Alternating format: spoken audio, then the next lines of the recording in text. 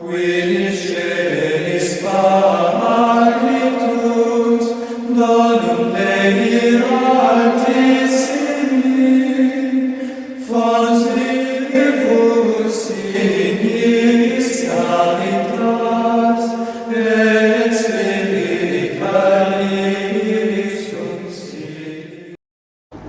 ലൂക്കായുടെ സുവിശേഷം 15-ാം അധ്യായത്തിൽ എത്ര വാക്യങ്ങൾ ഉണ്ട്?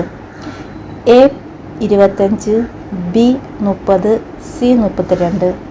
ഉത്തരം 32.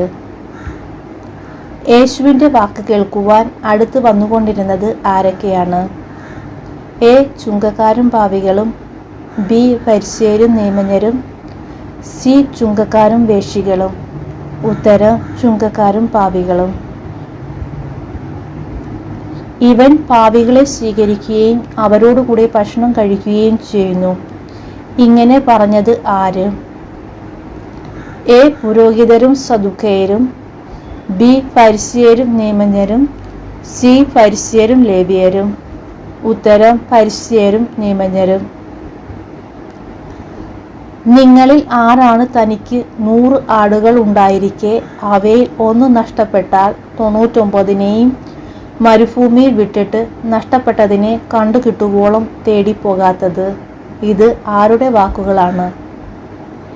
എ ഫരിസേയൻ്റെ, ബി നിയമജ്ഞൻ്റെ, സി യേശുവിൻ്റെ. ഉത്തരം യേശുവിൻ്റെ. അനുതാപം ആവശ്യം ഇല്ലാത്ത 99 നീതിമാന്മാരെ കുറിച്ച് എന്നതിനേക്കാൾ അനുതപിക്കുന്ന ഒരു പാപിയെക്കുറിച്ച് എവിടെ സന്തോഷമുണ്ടാകും എന്നാണ് യേശു പറഞ്ഞത്.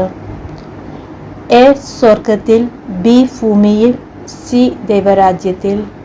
ഉത്തരം സ്വർഗത്തിൽ.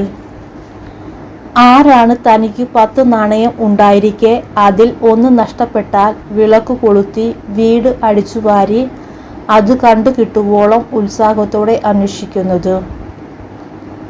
എ ഒരു സ്ത്രീ, ബി ഒരു ചുങ്കക്കാരൻ, സി ഒരു പിതാവ്. ഉത്തരം ഒരു സ്ത്രീ. അനുതപിക്കുന്ന ഒരു പാപിയെക്കുറിച്ച് ആരുടെ ദൂതന്മാരുടെ മുമ്പിലാണ് സന്തോഷം ഉണ്ടാകുന്നത്? എ ദൈവത്തിൻ്റെ, ബി പിശാചിൻ്റെ, സി മാലാഖമാരുടെ. ഉത്തരം ദൈവത്തിൻ്റെ. നാണയം കണ്ടു കിട്ടുമ്പോൾ ആ സ്ത്രീ ആരെ വിളിച്ചുകൂട്ടിയാണ് എന്നോടുകൂടെ സന്തോഷിക്കുവിൻ, എൻ്റെ നഷ്ടപ്പെട്ട നാണയം വീണ്ടു കിട്ടിയിരിക്കുന്നു എന്ന് പറയുന്നത്? എ പുരോഹിതരെ, ബി ബന്ധുക്കളെ, സി കൂട്ടുകാരെയും അയൽവാസികളെയും. ഉത്തരം കൂട്ടുകാരെയും അയൽവാസികളെയും. എന്നോടുകൂടെ സന്തോഷിക്കുവിൻ, എൻ്റെ നഷ്ടപ്പെട്ട നാണയം വീണ്ടു കിട്ടിയിരിക്കുന്നു. ഇത് വിശുദ്ധ ലൂക്കായുടെ സുവിശേഷം എത്രാം അധ്യായം എത്രാം വാക്യമാണ്? എ 15-ാം അധ്യായം 10-ാം വാക്യം, ബി 12-ാം അധ്യായം 11-ാം വാക്യം, സി 15-ാം അധ്യായം 9-ാം വാക്യം. ഉത്തരം 15-ാം അധ്യായം 9-ാം വാക്യം. ധൂർത്തപുത്രന്റെ ഉപമയിൽ പിതാവിന് എത്ര പുത്രന്മാരാണ് ഉണ്ടായിരുന്നത്? A 3, B 4, C 2. ഉത്തരം 2. പിതാവിനോട് തൻ്റെ ഓഹരി ചോദിച്ച പുത്രൻ ആര്?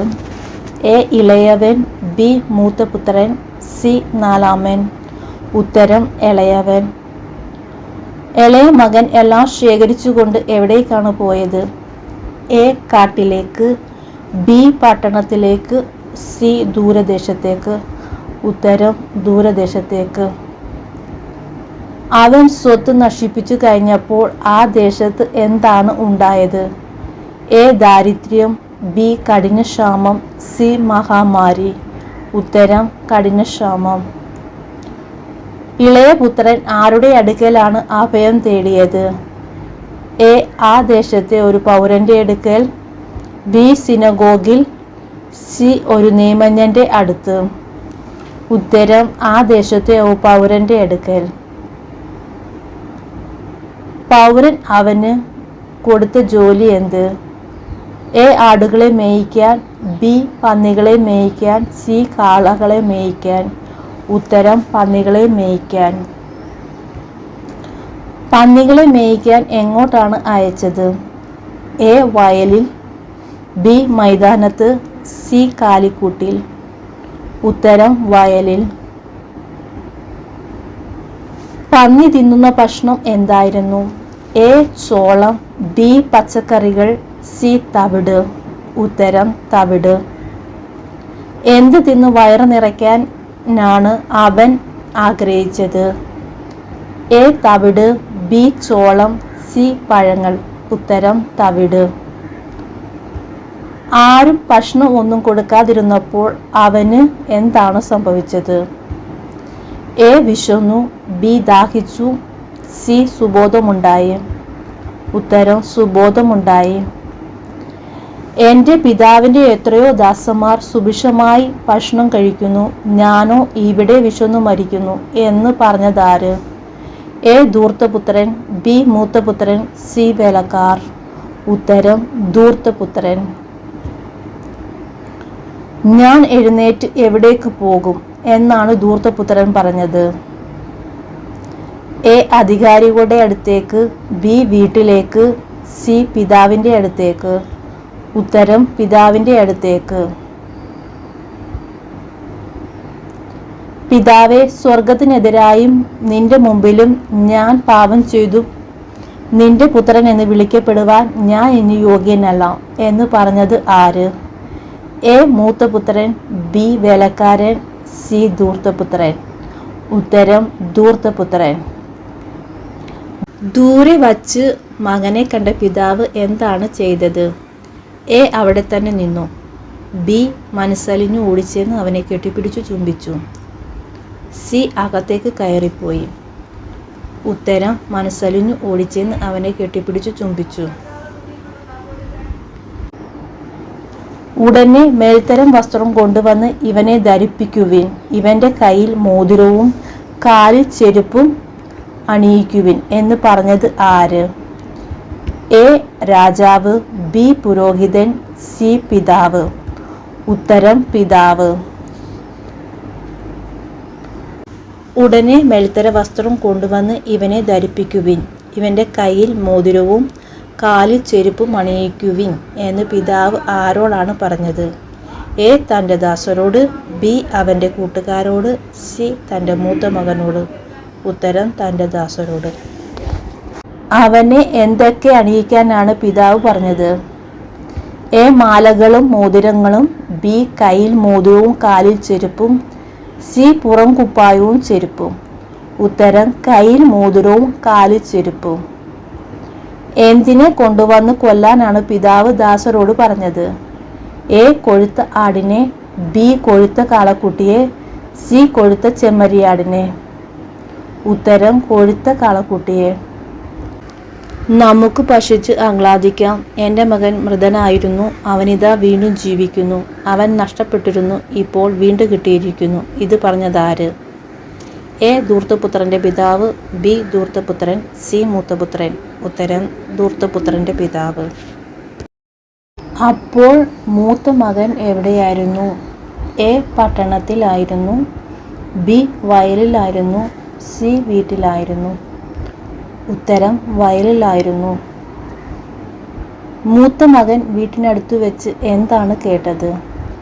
എ സംഗീതത്തിൻ്റെയും നൃത്തത്തിൻ്റെയും ശബ്ദം, ബി വാദ്യമേളത്തിൻ്റെ ശബ്ദം, സി കുഴലൂത്തക്കാരുടെ ശബ്ദം. ഉത്തരം സംഗീതത്തിൻ്റെയും നൃത്തത്തിൻ്റെയും ശബ്ദം. അവൻ ആരെ വിളിച്ചാണ് കാര്യം തിരക്കിയത്? എ അടിമയോട്, ബി ഒരു വേലക്കാരനോട്, സി പിതാവിനോട്. ഉത്തരം ഒരു വേലക്കാരനോട്. നിന്റെ സഹോദരൻ തിരിച്ചു വന്നിരിക്കുന്നു, അവനെ സസുഖം തിരിച്ചു കിട്ടിയതുകൊണ്ട് നിന്റെ പിതാവ് കൊഴുത്ത കാളക്കുട്ടിയെ കൊന്നിരിക്കുന്നു. ആര് ആരോട് പറഞ്ഞു? എ കൂട്ടുകാർ മൂത്തമകനോട്, ബി വേലക്കാരൻ മൂത്തമകനോട്, സി അയൽക്കാർ മൂത്തമകനോട്. ഉത്തരം വേലക്കാരൻ മൂത്തമകനോട്.